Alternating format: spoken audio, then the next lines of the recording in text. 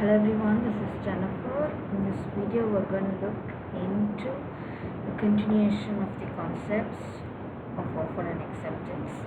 So, communication of offer and acceptance. So, as I told earlier, offer or acceptance should always be communicated. So, how it can be communicated? There are basically two ways. One is by any act, and the other one is omission. By any act basically includes conduct. Either you do it and tell them by words, either it is written or oral.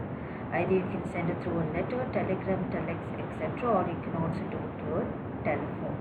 Any act by a person by which he or she intends to communicate or which has the effect of communication will constitute communication. For example, entering into a bus or any public vehicle is communication of acceptance by act or conduct. By omission basically includes conduct or forbearance. So omission basically includes conduct or forbearance. Forbearance is nothing but refraining from doing. So an abstinence or forbearance on part of one person also has an effect of communicating, which also constitute a communication.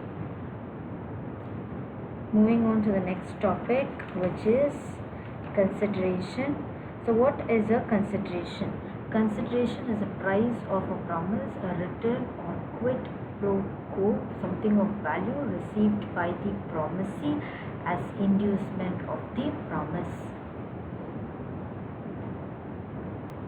So only when there is a exchange of value between the two parties, then it is said to be a valid contract. So consideration is a promise. In the promise is a price of the promise. Basically, it is a value which moves from one person to another person in a valid contract. So what are the legal rules as to consideration? So these are the various rules to be followed in order to put it as a valid consideration. Point number one, promises desires. So the act or abstinence, the act to conduct it or the refrain from doing an act must be done at the desire of the promiser. So it should always be done at the desire of the promiser. If it is done at the instance of the third party or without the desire of the promiser, it is no consideration. So whatever the promiser tells, that will be termed to be as a consideration the promisee is supposed to give. Okay, so you cannot take a third party's decision and give the promiser the consideration. Whatever the promiser decides, that will be the consideration. Point number two, consideration may move from the promisee or any other person.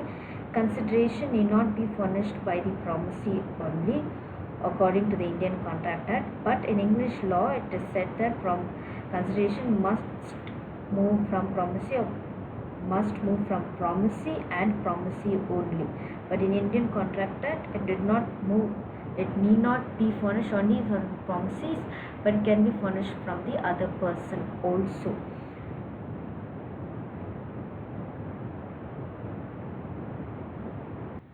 According to the Indian Contract Act, a promise is enforceable if there is some consideration for it, if no matter whether consideration moves from the promisee or any other person. So anybody can give the consideration, but there should be a consideration. Point number three, consideration may be an act or abstinence. So in the definition it is emphasized that consideration may be an act. You conduct an act, or by abstinence, by refraining from conducting an act. A person may promise to do something or not to do something for a promise. Okay, so to do or not to do something in return is nothing but a consideration. Point number four, which is consideration may be past, present and future.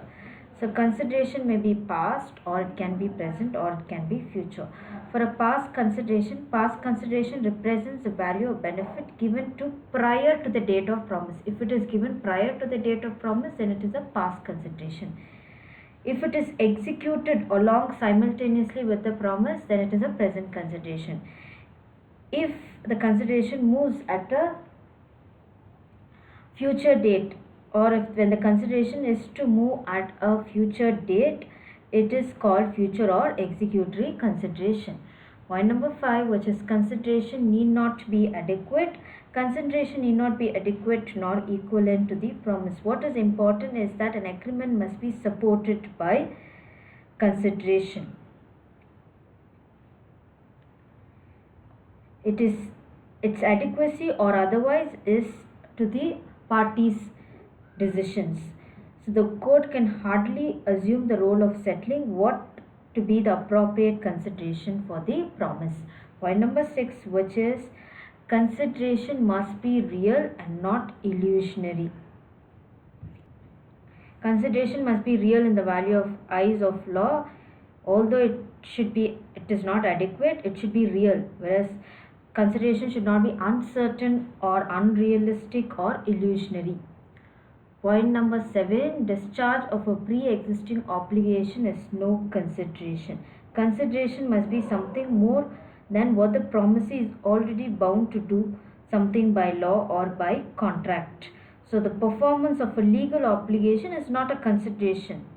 So to put it in an example, K agreed to pay an additional sum to R if K wins a case. Okay, so K failed to pay the additional sum and R filed a suit to recover the money. So it was held by the court that K was not liable to pay because R was already under the obligation just to render his best services as a pleader. Point number 8, consideration should not be illegal or immoral. So consideration must not be illegal or immoral. Only legal consideration will be accepted in a valid contract. Thank you everyone.